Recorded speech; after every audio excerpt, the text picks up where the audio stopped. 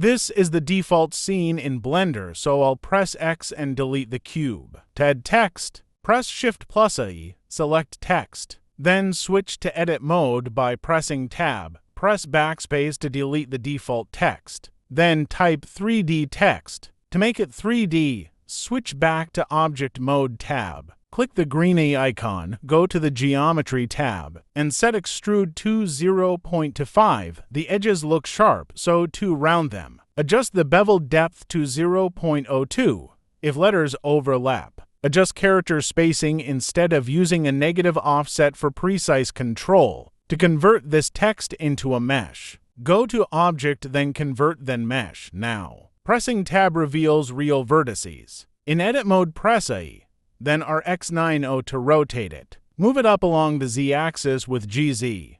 Now the 3D text is ready for rendering.